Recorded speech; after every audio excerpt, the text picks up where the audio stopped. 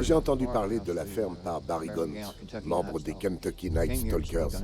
Je suis venu ici pour faire un exposé lors d'une conférence sur les ovnis, sans m'intéresser au paranormal ou au monde des esprits. L'instant d'après, ils m'ont bousculé et réveillé. Je m'étais évanoui et mon dos me brûlait. Je ne comprenais pas pourquoi il brûlait, mais ils m'ont ramené ici. Quand il a regardé, il y avait 3 grosses égratignures géantes tout le long de mon dos. Mon autre fils a vu cette silhouette sombre. Une silhouette sombre carbonisée. Un peu comme à l'époque, avec une salopette, un chapeau, mais elle était carbonisée. Mon père ne l'a pas dit à ma mère parce qu'il voulait élever sa famille ici. Il voulait qu'elle soit ici. Je pense qu'il devait y avoir quelque chose. Oui, quelque chose qu'il ne voulait pas que les gens sachent. Oui, il a dit qu'elle n'aurait jamais vécu ici. Pourquoi ne voulait-il pas que je le sache? Est-ce que c'est quelque chose dont il ne voulait pas que je m'inquiète? J'aurais aimé que nous ayons plus de temps. Je pense que j'aurais pu lui tirer les vers du nez. Nous voyons des lumières spirituelles, des points lumineux dans le coin de la pièce. Et je voyais du violet et du vert. Tout le monde les voyait. Il n'y avait pas qu'une seule personne. Cet endroit a une histoire à raconter.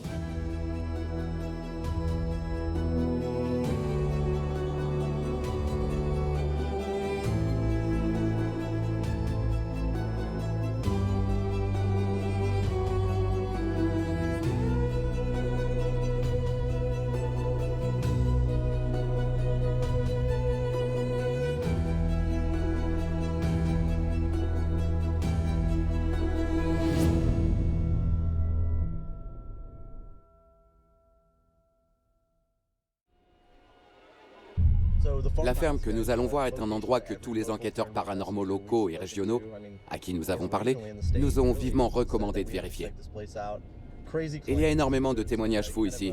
Il y a un chevauchement de différents types de phénomènes, des fantômes et des zones hantées, mais aussi des ovnis et des cryptides, donc c'est un cas un peu différent pour nous cette fois-ci. Ouais. À en juger par ce que les gens ont dit à propos des revendications ufologiques là-bas, il semble qu'il y ait beaucoup de chevauchements avec des choses paranormales que nous avons documentées dans le passé. Et je pense que c'est vraiment cool. Il s'agit d'un type de cas différent de ceux auxquels nous nous sommes attaqués auparavant. Je pense qu'il sera intéressant de voir si nous pouvons documenter des phénomènes similaires. Nous avons capturé des choses vraiment folles sur la caméra EMCCD. Et beaucoup de ces choses semblent se rapporter au même type de phénomènes que ceux que les gens rencontrent dans leurs expériences d'OVNI ou dans des choses qu'ils croient être de nature extraterrestre. La ferme est entourée d'un grand mystère, ce qui m'a particulièrement frustrée parce que je voulais vraiment trouver une pertinence historique à certaines de ces affirmations. Ce serait génial si je pouvais trouver la racine de l'identité de ces personnes, comme cette fameuse personne carbonisée par exemple. Mais en réalité, je n'ai rien trouvé de vraiment intéressant sur la maison en particulier. Cette maison n'est pas l'une de nos plus anciennes. Elle a été construite au début du siècle et n'existait donc même pas pendant la guerre civile, ce qui est assez unique pour nous cette saison. Ce qui est intéressant, c'est que la propriété sur laquelle se trouve la ferme faisait partie à l'origine de la plantation Gaines. Et je sais, j'ai pu trouver de nombreuses références à des lynchages qui auraient eu lieu sur ces terres. Par contre, je ne sais pas si ces lynchages ont eu lieu sur le terrain qui se trouve aujourd'hui à côté de la ferme. Et c'est apparemment aussi sur ce terrain que s'est déroulée la bataille de Snow Pound. Donc, nous verrons bien. Très bien, Marie, si vous voulez bien vous présenter et nous dire quel est votre lien avec la ferme. Je m'appelle Mary Benton Markham. Et j'ai grandi dans cette ferme. Nous avons découvert qu'elle avait été construite en 1898. Nous l'avons su grâce à une inscription sur un mur avec un crayon de fusain dans le grenier. Oh, c'est cool. Oui. En fait, l'acte de propriété indique 1901, mais quand on vérifie, ma famille est arrivée ici dans les années 1940, au début des années 1940. Et j'ai toujours imaginé ce qui s'est passé avant. Votre père avait 10 ans en arrivant ici et aurait grandi dans cette maison? Oui. Il voulait que sa famille vive dans cette maison, d'où les liens familiaux profonds qui s'y sont tissés. Exactement.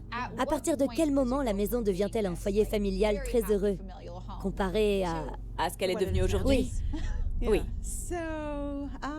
Ma mère... Pardon, cette maison, comme vous le savez aujourd'hui, est assez froide. Oui. Ça a pris beaucoup de temps de s'occuper de tous ces mètres carrés. C'est une grande maison. Oui, c'est un endroit très vaste. Il y a beaucoup de pièces et il était donc difficile de se réchauffer. Je pense à tous les Noëls que j'ai passés ici. Je peux voir un sapin de Noël dans l'autre pièce derrière vous. Vraiment? Par ici? Oui, c'est ça. Les chaises de papa et maman dans la cuisine. Il y avait des boîtes de conserve et des choses que nous avions cultivées dans le jardin. Oui. Tout provenait de la ferme. On n'allait pas souvent faire des courses. Cependant, j'ai l'impression que les témoignages ici vont au-delà des sentiments. Il s'agit de personnes qui ont vu des choses à la limite de l'effrayant que d'autres prétendent avoir vues. C'est vrai.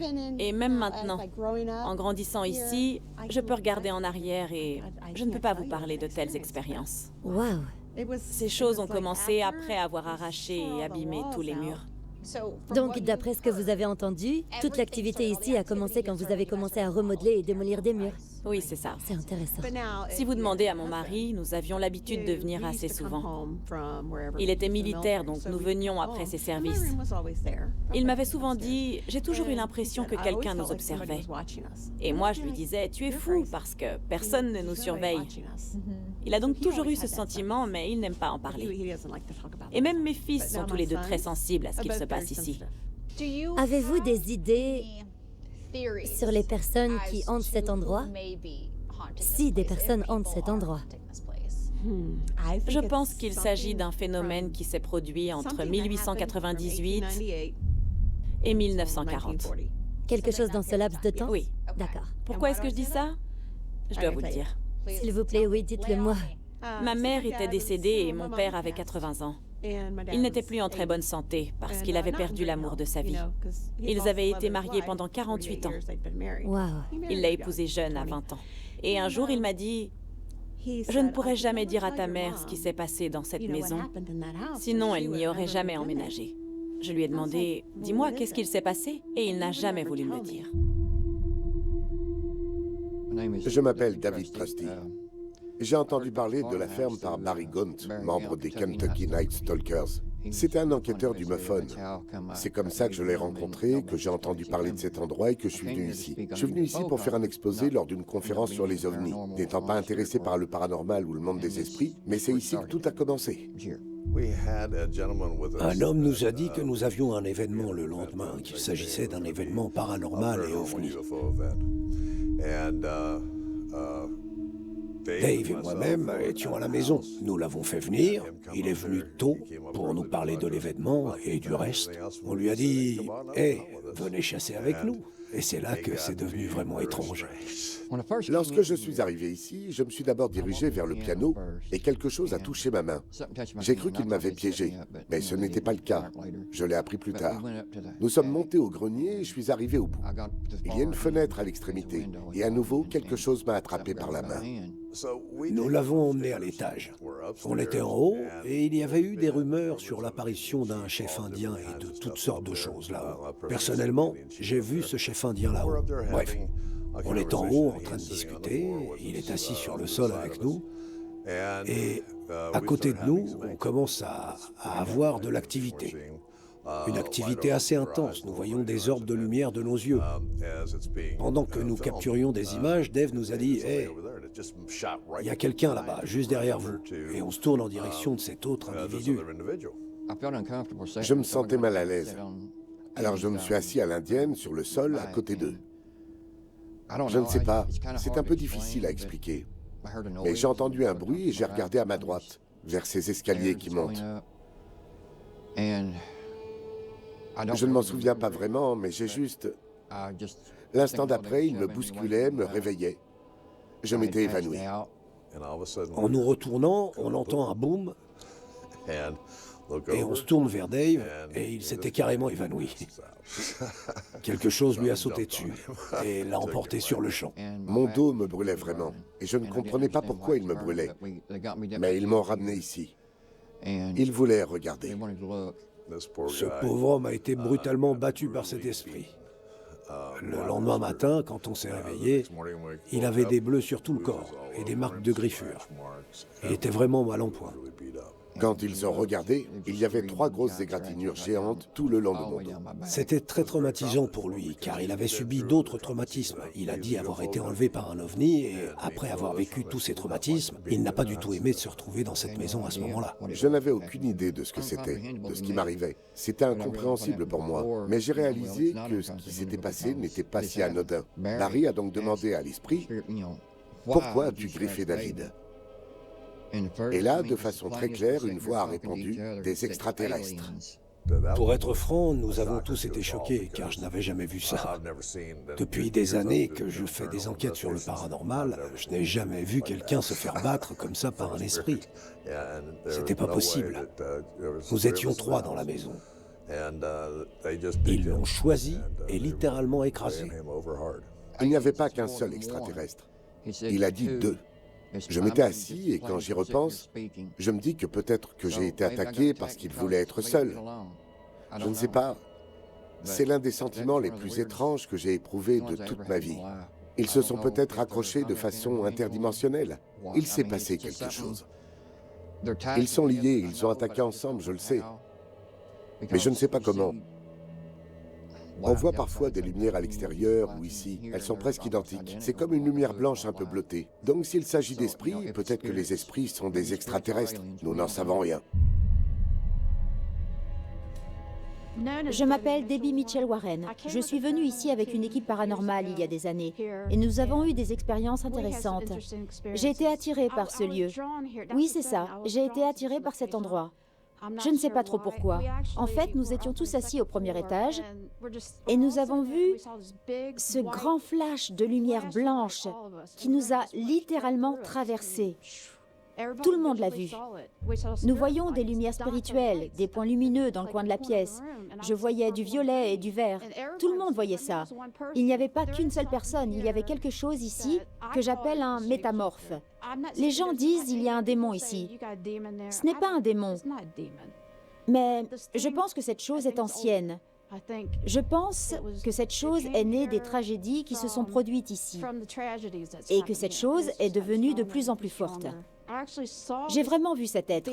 Il mesurait 1,80 m. Ce n'est pas un mensonge, il était énorme. Il avait l'air d'un extraterrestre. Où que nous allions dans cette région du Kentucky, tous les enquêteurs locaux à qui nous avons parlé nous ont dit qu'il fallait aller voir cette ferme. Cet endroit est connu pour avoir beaucoup d'activités, non seulement des hantises et des fantômes, mais aussi d'autres types de phénomènes paranormaux. Une chose qui a toujours été débattue entre le domaine du paranormal et la communauté du paranormal, c'est qu'il y a ces différentes factions et différents genres ou sous-genres, si vous voulez. C'est un peu comme la musique. Il y a les fantômes et les hantises. Il y a l'ufologie, les cryptides et tout ce qu'il y a entre les deux. Mais je pense que ces types de phénomènes sont peut-être bien plus proches les uns des autres que ce que les gens pensent. La ferme Benton, c'est un mélange bizarre d'activités différentes. C'est probablement la première fois que j'entends parler d'un lien entre un possible enlèvement par un ovni et des phénomènes paranormaux, mais aussi des possessions, le tout combiné. J'ai entendu parler de personnes influencées par des entités et des lieux, mais c'est la première fois que je rencontre quelque chose de genre. Et je connais beaucoup de puristes du paranormal. Des amis qui vous diront « Oh, les ovnis, c'est des conneries ». Et je leur réponds « Mec, tu étudies les putains de fantômes pour gagner ta vie. Si une chose est vraie, pourquoi une autre ne le serait pas ?» Je pense qu'il existe bel et bien un lien possible entre les phénomènes surnaturels ou extraterrestres, quel que soit le nom qu'on leur donne, et les choses bizarres que nous avons documentées. En ce qui concerne cette ferme, Debbie et David nous ont raconté des histoires assez fortes et nous avons reçu des avertissements à ce sujet. Pendant toute la durée de l'entretien, j'ai senti quelque chose me toucher le dos à l'endroit où je me trouvais. David, notre directeur de la photographie, a ressenti la même chose.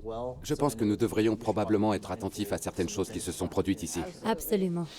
À titre personnel, je suis désolée les gars, mais je ne vais pas rester dans cette maison toute seule. C'est juste que je ne me sens pas. Surtout avec ce qu'a dit Debbie, j'ai l'impression que beaucoup de choses sont destinées aux femmes. Et je ne veux pas me mettre dans cette position. Je ne me sens pas à l'aise. Je me sens pas en sécurité et surtout le niveau de... La peur dans ses yeux lorsqu'elle parlait de certaines choses que les gens ont vécues ici. J'ai pas nécessairement besoin de cette expérience. Ouais, elle y croyait vraiment. Oui. Mustapha et Malia montent au grenier pour voir s'ils peuvent documenter ce que David et Debbie ont expérimenté. D'après ce que David a dit plus tôt, il y a 2 endroits dans cette maison où il n'aime pas aller. Au grenier et au sous-sol. Marie a dit qu'elle croyait qu'il avait pris une photo de son père dans le sous-sol. Alors on va y aller et on va vérifier. J'ai encore jamais fouillé ce sous-sol. Ce sera donc une première. Apparemment, nous n'étions pas quand on a installé tous nos appareils et notre Oui. équipement. Jeb était vraiment effrayé. Je pensais qu'Emily était paniquée. Kyle, t'as eu peur? Ouais. Oui, parce que le lapin a bougé, c'est ça? Apparemment, beaucoup de choses sont déplacées dans cette maison. L'entrepreneur qui travaillait ici a découvert le manuel du médecin et le bonnet dans le mur. Il a dit que ses outils, comme son marteau, étaient déplacés et qu'il se demandait ce qui se passait. J'aime pas cet endroit. Non? Non. Vraiment? Non, non, non, non. Je suis tellement mal à l'aise physiquement dans cet espace. Je le déteste. Ah bon? Je déteste.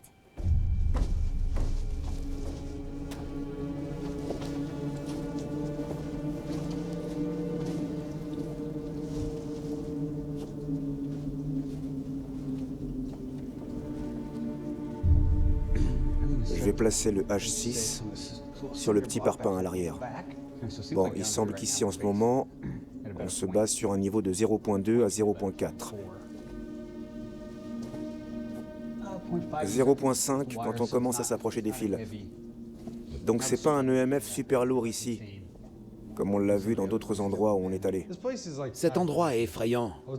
J'ai vraiment eu très très peur au début de l'enquête. J'avais un mauvais pressentiment, mais je sais pas, ici, je me sens pas vraiment effrayé. Très bien. Commençons par l'ambisonique. Ici Mustapha et Malia. Nous sommes dans le grenier de la ferme. Je peux honnêtement dire que j'ai jamais été dans une maison avec un grenier comme celui-là. J'ai l'impression que c'est un vrai grenier de film d'horreur. Il y a un escalier qui y mène. Tu vois ce que je veux dire? C'est vraiment... J'ai vraiment le vertige dans cette maison. Ah, ça c'est intéressant parce que je peux voir le détecteur de mouvement se refléter sur... La fenêtre. Et il n'est pas du tout déclenché par nos mouvements. Non. Souvent, les gens disent « Oh, un reflet dans un miroir ou une fenêtre déclenchera le détecteur de mouvement. » Oui, là, c'est pas le cas. Exactement, c'est pas le cas. Bonsoir, je m'appelle Kevin. Je voulais juste venir ici et voir si je pouvais vous parler un peu ce soir. J'ai un appareil dans la main avec lequel vous pouvez me parler. Si je vous pose une question et que vous voulez y répondre par l'affirmative, vous n'avez qu'à vous approcher et toucher l'appareil que je tiens. Tu veux rester seul ici? Oh mon Dieu, faites très attention. Regarde tous ces clous qui dépassent du mur. Faites attention à vos têtes. Tu imagines qu'un fantôme me jette dessus? C'est une image horrible. Bonjour. Je m'appelle Mustapha. Je m'appelle Malia. Nous sommes également accompagnés de nos amis Emily et Kyle. Vous remarquerez qu'ils tiennent du matériel audio et vidéo. Et nous sommes venus ici pour documenter certaines des choses que les gens qui visitent cette ferme disent se produire ici.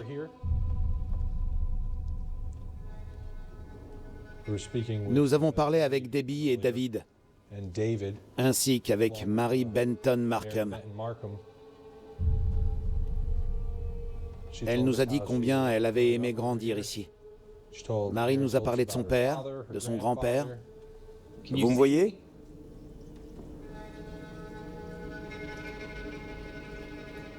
On a eu un 0.6 pendant une seconde.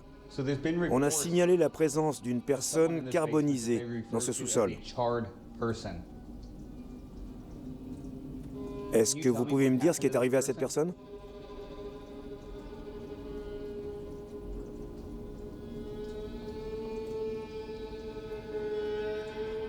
Est-ce qu'il y a eu un incendie ? Il y a un secret associé à cet endroit qu'elle voulait élucider. Elle a dit que son père avait caché à sa mère quelque chose qui s'était passé ici. On aurait dit que c'était quelque chose de grave. Et nous voulons savoir s'il y a quelqu'un ici qui pourrait nous en parler. Ou qui serait prêt à nous en parler. Honnêtement, ça me semble pas du tout effrayant. Ce que j'ai ressenti la première fois que je suis venue ici, je le ressens plus du tout de la même manière. Il y a eu un bruit sourd, tu peux demander à la radio ce que c'était? Quelqu'un a fait un bruit, comme un double bruit sourd. Non, j'ai juste marché un peu, mais je ne me suis pas heurté à quoi que ce soit, non. D'accord, c'est intéressant, je te remercie. Je reçois pas grand-chose ici, ni même quoi que ce soit d'autre. Je ressens rien ici. Malia et Mustapha viennent vérifier au centre névralgique. Il y a quelqu'un dans la cage d'escalier? Non, pourquoi? J'ai vu quelque chose bouger dans cette putain de cage d'escalier. Quoi? Là maintenant? Ouais. Où ça? Qu'est-ce que t'as vu? Là? Non, j'ai vu quelque chose bouger ici. Qu'est-ce que c'était? J'ai littéralement vu quelque chose traverser juste ici. C'est bizarre. Le mouvement observé par Mustapha a été enregistré sur la caméra de contrôle. On va quitter la ferme et faire ce que nous appelons une session de contrôle, au cours de laquelle nous laissons fonctionner tous nos dispositifs de contrôle en même temps et nous laissons les événements se dérouler. C'est une chose que nous essayons de faire aussi souvent que possible. Je pense qu'il faut faire ça pour cet endroit en particulier, parce que nous n'obtenons aucune interaction. On va donc voir ce que la maison fait d'elle-même. On va aussi revenir avec Debbie qui a vécu de nombreuses expériences ici. Depuis l'entretien avec elle, l'environnement de ce lieu a complètement changé. On va donc organiser une session avec Malia et Debbie et changer d'équipe pour voir si l'activité va changer. Nous voulions vérifier si l'introduction dans l'enquête d'une personne qui aurait vécu une expérience avec un ovni aurait un effet sur l'environnement de la ferme. Si ces affirmations sont vraies, les hantises pourraient-elles être liées à des phénomènes extraterrestres? Très bien, Debbie. Je suis désolée. Si quelque chose de pire doit arriver avec moi... Attendez, qu'est-ce que c'est? Vous l'entendez? Oui, je l'entends. C'est comme un son aigu. Ça me fait mal aux oreilles. Est-ce que ça va? Oui. Laissez-la tranquille. Qu'est-ce qui se passe ici? C'est l'énergie. Vous pensez que c'est vous? Je vais voir si les micros peuvent faire ça. Je me demande si notre... Attendez, c'est ça? On dirait que ça vient d'ici. Vous voulez parler d'ici? Regardez ça. Est-ce que c'est ça? Je ne sais pas. C'est le... Non, c'est... Je ne l'entends pas. Vous l'entendez pas? Vous n'entendez pas? Vraiment, vous ne l'entendez pas? Tu l'entends, toi? Oui, le bruit s'intensifie. De mon côté, j'ai pas pu entendre. Tu sais si les microphones ou si l'un de nos équipements peuvent créer un bourdonnement horrible dans les oreilles? Parce qu'Émilie et moi, on est toutes les deux assourdies par ça. Et Debbie ne peut pas l'entendre. Non, pas à ma connaissance. Non, c'est pas possible. S'il s'agit de quelque chose de paranormal, il faut s'éloigner. Oui, c'est vraiment très très fort. Ça vient d'ici. On dirait que ça provient de l'équipement. Il se peut qu'il y ait un problème parce qu'ils aiment changer les choses ici. Rien de notre côté. Ils aiment faire tourner les choses et... Ah, attendez. Ça s'est arrêté. Attendez. S'il y a quelque chose ici qui fait siffler nos oreilles, pourriez-vous arrêter, s'il vous plaît? Parce que c'est assez inconfortable. Oui, nous sommes là pour communiquer. Attendez, ça s'est arrêté. Oui, ça s'est arrêté. C'est vrai. Nous ne sommes pas ici pour déranger, nous voulons juste parler. C'était étrange. On a eu un tas de bourdonnements dans nos oreilles et Debbie n'a pas pu les entendre. J'ai eu des palpitations. C'était comme si mon oreille vibrait, mais je n'ai pas entendu de bruit. Pourquoi? J'en sais rien. C'est très intéressant. Oui, vraiment. Toute l'équipe est partie à l'exception d'Émilie, de moi-même et de Debbie, qui sont les seules personnes dans la maison. 3 femmes dans la maison. On reçoit quelque chose dans les oreilles. C'est intéressant. Voilà ce que j'aimerais faire. Je sais que vous connaissez très bien cet endroit. Et j'aime beaucoup le fait que pour vous, cet endroit est synonyme de positivité, qu'il met en valeur la lumière dans la maison. Marie a parlé de cet endroit avec tant d'amour. Oui, elle l'adore. C'est un foyer familial aimant pour elle. Et il est intéressant de voir à quel point les expériences des uns et des autres sont différentes. Ce que j'aimerais, c'est que vous me fassiez faire une petite visite guidée. On pourra aller au 2e étage et vous pourriez me montrer certains de vos endroits. Peut-être que vous connaissez certaines choses sur les chambres. J'ai quelques questions sur l'agencement. Vous en saurez peut-être plus que moi. Si vous voulez monter avec moi, on pourra explorer. L'escalier est fréquenté en permanence. Si vous êtes en bas, vous pourrez voir un homme qui se tient ici. C'est ici qu'il se plaît. Intéressant. Et il regarde beaucoup. Il est toujours là. Avez-vous une idée de qui il pourrait s'agir? Le problème, c'est qu'on dit qu'il est comme un homme carbonisé ou un homme avec un chapeau. Oui. Il change. Il a une apparence différente selon les personnes. L'homme au chapeau est une chose courante ici. D'accord. Mais je ne sais pas encore qui il est, Ouais. car je ne l'ai pas encore vu moi-même. C'est aussi ici que j'ai eu mon expérience avec mon pacemaker. Êtes-vous d'accord pour rester ici ou vous voulez quitter cette pièce? Oui, oui, ça va, je vais bien, j'ai pas peur. On est là pour que vous puissiez tous nous parler. Et si vous voulez tous nous parler, nous sommes là. Nous ne sommes pas là pour être méchants ou quoi que ce soit de ce genre. Absolument pas. C'est le moment pour vous de nous parler. Mais ce qui est sûr, c'est que ce qui est ici connaît les faiblesses de tout le monde et connaît les gens avant même qu'ils ne viennent. C'est intéressant. C'est très intéressant. Je sais que vous avez dit que vous aviez des capacités de médium. S'agit-il d'une expérience commune aux entités dans d'autres lieux? Ou pensez-vous que c'est plutôt propre à ce lieu? C'est tout à fait unique. C'est probablement l'endroit le plus intelligent où j'ai jamais été. Certaines personnes ont la lumière. Les esprits sont dirigés vers cette personne, Oui. parce qu'elle a une certaine lumière vers laquelle les esprits peuvent être attirés et qu'ils peuvent voir. Waouh. Vous êtes donc comme un aimant pour eux. Oui. C'est pourquoi certaines personnes ont toujours des esprits autour d'elles ou peuvent les attirer davantage. Alors que Debbie et Malia parlent de l'activité dans la maison, d'importants changements environnementaux se produisent juste au-dessus d'elle. Vous voulez aller au grenier? Oui, je suis partante. On y va. Nous avons eu des gens qui ont vu un Indien ici. C'est là que l'homme indien est apparu. Je vais vous montrer. Oui, merci. La pression barométrique continue de changer rapidement alors que Malia et Debbie se dirigent vers le grenier. C'est dans cette zone que l'activité la plus violente s'est produite à plusieurs reprises. Les gens ont continué à voir des choses ici. Et c'est là que l'homme indien avec la coiffe a été vu, juste dans ce coin. Vraiment? Je vais installer la Paralight ici, juste pour voir par curiosité. Et pour info, on a notre EDI plus ici et notre microphone. Il enregistre en 360. Oh, il vient d'avoir une montée de pression et de température. Vous voyez, je suis peut-être... Je n'ai pas voulu commencer par cette question, car je voulais voir comment notre conversation évoluait.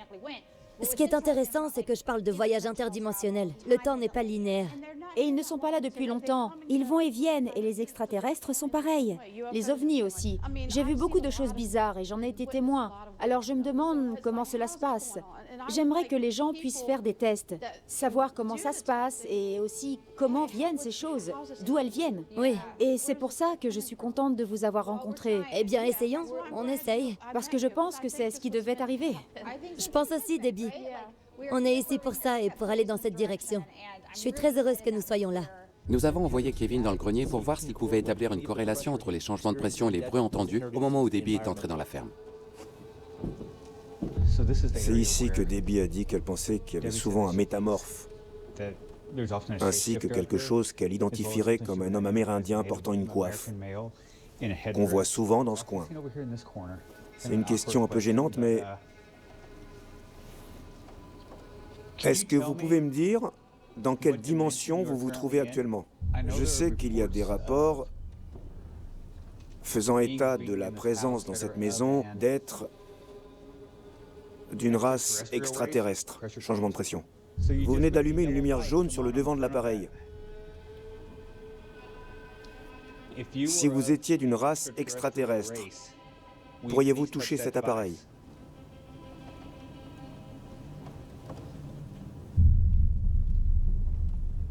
J'ai eu des frissons. Si vous êtes d'origine extraterrestre, de quel type êtes-vous?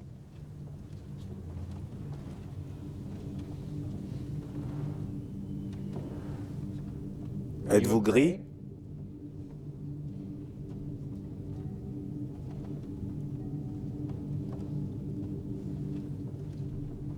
Faites monter la pression et la température en même temps, s'il vous plaît. Juste pour confirmer, vous êtes un alien gris?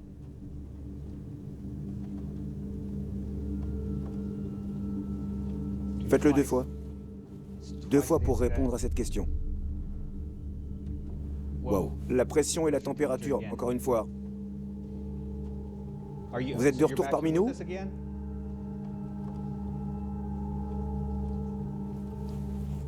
Pouvez-vous faire clignoter ces lumières une fois pour chacun d'entre vous? En d'autres termes, si vous êtes 3, 1, 2... Alors vous êtes 2 ici en ce moment. Ouah, mec. Ok, vous vous tenez dans ce coin? Après les réponses que Kevin a reçues avec l'EDI+, nous avons décidé d'introduire David dans l'enquête. Son expérience d'OVNI et son attaque dans le grenier de la ferme peuvent renforcer l'activité pendant notre observation. Pourquoi pensez-vous qu'elle sort et vous parle? Vous avez l'impression de la réconforter? Oui, c'est un peu ça. Elle me donne de l'énergie. Vraiment? Oui. Quand l'avez-vous rencontrée pour la dernière fois? J'ai senti sa présence hier soir, mais je ne l'ai pas vue. Mais l'avant-dernière fois, elle était là, quand il y avait toute l'activité avec Barry Gaunt et nous tous. Ce pauvre homme a été brutalement battu par cet esprit. Le lendemain matin, quand on s'est réveillé, il avait des bleus sur tout le corps et des marques de griffures. Il était vraiment mal en point. Quand vous dites qu'elle vous donne de l'énergie, est-ce que c'est comme une sensation électrique? Parce que c'est quelque chose que j'ai déjà entendu. Oui, vous êtes excité comme si vous étiez vraiment, je ne sais pas, comme si, je veux pas dire sous l'emprise d'une drogue, mais presque. C'est pas vraiment ça, mais vous êtes tellement énergique, comme sous stéroïdes ou quelque chose comme ça. Vous voyez ce que je veux dire? Nous y voilà, la pression, c'est parti. C'était très traumatisant pour lui, car il avait subi d'autres traumatismes. Il a été enlevé par un ovni, et après avoir vécu tous ces traumatismes, il n'a pas aimé se retrouver dans cette maison. Je trouve intéressant que nous ayons commencé à avoir des pics lorsque nous avons commencé à parler de ce bon sentiment que vous avez eu, ce sentiment d'énergie. Parlez-nous de votre énergie et de cette sensation. On a presque l'impression que votre corps était boosté, n'est-ce pas? Ouais, c'est ça. Vous voulez revenir ici? Vous voyez, c'est le 3e round. C'est là que vous étiez.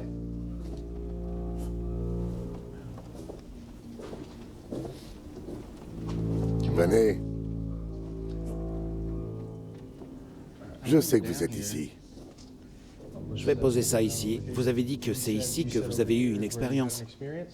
Oui, juste ici. L'expérience que j'ai eue ici, c'était un esprit qui voulait une petite poupée. On était à l'étage et elle n'arrêtait pas de me dire qu'elle voulait sa petite poupée qui se trouvait au sous-sol. Je ne savais pas que c'était ici. Et elle m'a guidé jusqu'ici. Vraiment? Oui. Puis nous avons voulu partir et c'est là que tout est devenu très mouvementé. Cette fois-là, nous avons tous été choqués parce que je n'avais jamais vu ça. Ça fait des années que je fais des enquêtes sur le paranormal. Mais je n'ai jamais vu quelqu'un se faire battre de cette façon par un esprit. Ça paraissait impossible. On était 3 dans la maison. Ils l'ont choisi. Et ils l'ont littéralement écrasé. Les batteries de tout le monde sont tombées en panne sur tous les appareils que nous avions. C'est pas possible. Nous avions tous une sensation d'étouffement. Elle l'a appelé le méchant homme. Je ne sais pas qui est le méchant homme, et je pense qu'aucun d'entre nous ne le sait, à moins que ce ne soit l'homme de l'ombre qui est ici. On ne sait pas vraiment. Vraiment? Mais c'est ici que son activité était la plus importante. Kevin était à l'étage lorsqu'il faisait son enquête avec notre caméraman, David, ici présent. Tiens, David, comme vous d'ailleurs. Ça fait 2 David ici. Oui. Il semble qu'il y ait des corrélations avec le fait de parler d'extraterrestres. En particulier d'extraterrestres gris. Juste pour confirmer, vous êtes un alien gris?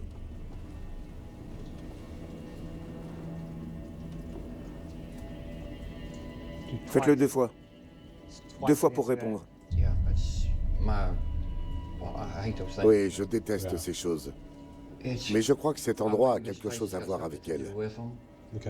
C'est une sorte de source d'énergie. Je crois qu'ils peuvent vous suivre. Je ne sais pas si c'est dans le sol ou si c'est ailleurs, mais parfois ça provient d'une source d'énergie différente.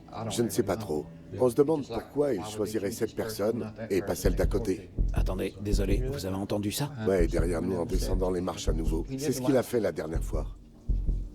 Je vais allumer le talkie-walkie. Vous verrez peut-être la lumière du détecteur de mouvement s'éteindre. C'est à cause du talkie. C'est juste pour vous le faire savoir. Et Brandon, il y a quelqu'un d'autre dans la maison? Non, il n'y a personne à la maison. Pression. Je vois ça. Ok, merci Brandon. Les lumières clignotent encore. C'est probablement le talkie-walkie. Ouais, ça peut être ça.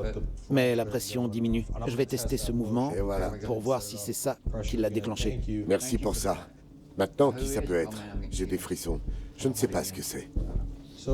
À qui parlons-nous ici? Est-ce la mention des extraterrestres gris? Est-ce que nous parlons à un être qui n'est pas humain, comme David et moi? Si c'est le cas, pourriez-vous interagir avec cet appareil, éteindre ses lumières? Les extraterrestres sont-ils encore là? Ou bien, celui qui a déclenché tout cela est-il le méchant homme dont nous parlions tout à l'heure? Celui que les gens appellent le méchant? Reprenons la conversation. Vous avez parlé des extraterrestres gris, pourquoi? Quelle était la situation? Je sais que vous avez dit que vous ne les aimiez pas, mais de quoi s'agit-il? C'est ce qu'ils vous font. Ouais? Vous êtes sans défense. Vraiment? Vous ne pouvez rien faire et vous les voyez faire des choses à d'autres personnes. Et vous ne pouvez pas les aider. Vraiment? Ils vous font subir tant de souffrances.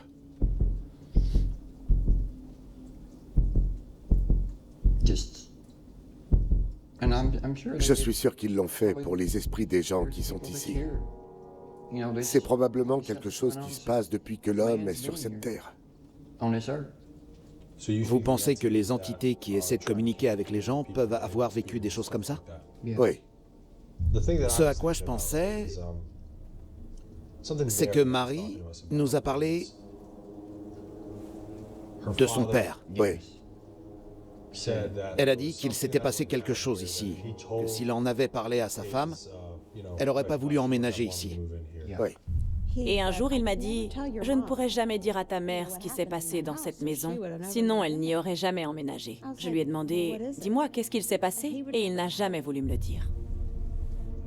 Je sais que ça semble très bizarre, mais nous sommes ici dans le noir à essayer de parler à des personnes invisibles qui sont décédées il y a des décennies ou des siècles. Pensez-vous que cela puisse être lié, comme vous venez de le suggérer, à une histoire d'enlèvement ou d'expériences qui ont été menées par des extraterrestres? Oui, absolument. Car si vous regardez les cultures indiennes, même celles de l'Ouest, regardez les dessins rupestres. Ils ont même dessiné des soucoupes volantes. Vraiment? Ils dessinaient même des têtes d'extraterrestres, des visages gris d'extraterrestres. Ils dessinaient ce qu'ils voyaient. Et quand ils chassaient, ils dessinaient les animaux qu'ils tuaient. Ils dessinaient tout. C'est documenté dans les pétroglyphes du monde entier. Et je pense que quelque chose comme ça a pu se produire ici. David commence à sentir que quelque chose les appelle au grenier. C'est là qu'il a été brutalement attaqué la dernière fois qu'il est venu. Pensez-vous qu'ils demandent à l'un d'entre nous d'y aller maintenant? Je pense qu'ils veulent que nous venions. Écoutez, vous n'êtes pas obligé de monter. Je peux y aller et vous pouvez rester dans la cage d'escalier. Ou alors, vous pouvez juste parler. C'est d'accord? Vous voulez monter? Je m'attends pas à ce que vous montiez. C'est pas grave. Je dois affronter mes peurs, je suppose. Vous allez monter? Oui, je monte. Ok, je monte en premier. Ok, très bien. Dobby, tu restes derrière nous, d'accord? Fais demi-tour si quelque chose devient bizarre, ok? Bien sûr. Je suis derrière vous. Très bien, faites attention à votre tête, d'accord? J'ai dit que je reviendrai jamais ici.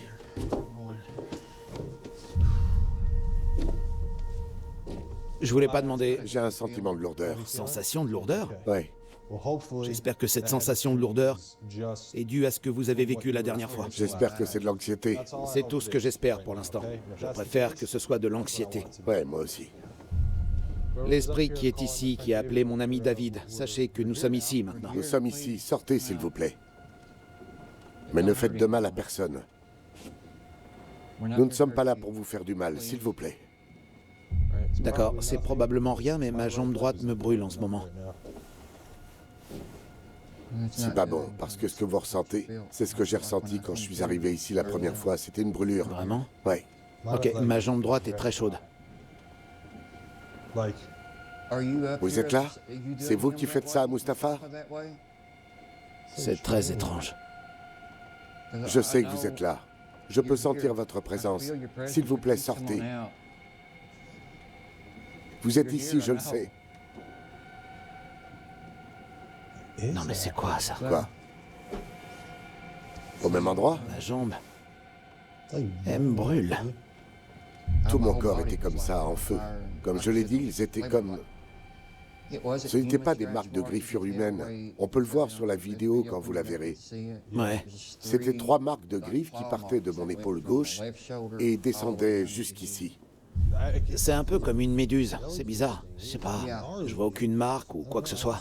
Mais c'est chaud. Pas encore, en tout cas. J'espère juste ne pas m'être cassé la rotule ou autre chose, mais je me sens bien, ça va. Pour l'instant. C'est étrange. De l'avis général, il se passe dans la ferme un parfait mélange de choses bizarres. Et je pense que nous nous donnons les meilleures chances de les documenter. Je crois que je n'ai jamais rencontré un lieu qui présente autant de couches différentes de phénomènes paranormaux. Aujourd'hui, après toutes nos explorations, ce qui est incroyable, c'est que j'ai plus d'appréhension qu'au début. Je pense que j'étais naïve avant. J'avais des étoiles plein les yeux et je me disais « Ah, ce sera amusant et tout sera joyeux et sympa ». Mais quand vous avez affaire à des lieux comme nous avons visité cette saison, c'est souvent triste et tragique. Certaines des choses que j'ai vécues provoquent un véritable sentiment de malaise et parfois d'insécurité. La ferme est un lieu chargé d'histoire et de paranormal. C'est aussi le premier cas que nous avons étudié où des personnes nous ont déclaré avoir vécu des expériences d'OVNI dans ce lieu hanté. Notre expérience consistant à introduire Debbie et David dans l'environnement a donné des résultats intrigants. La plus grande question que nous nous posons est de savoir si le secret du père de Marie qui l'a emporté dans la tombe a quelque chose à voir avec le fait que la propriété soit un lieu hanté par des OVNI.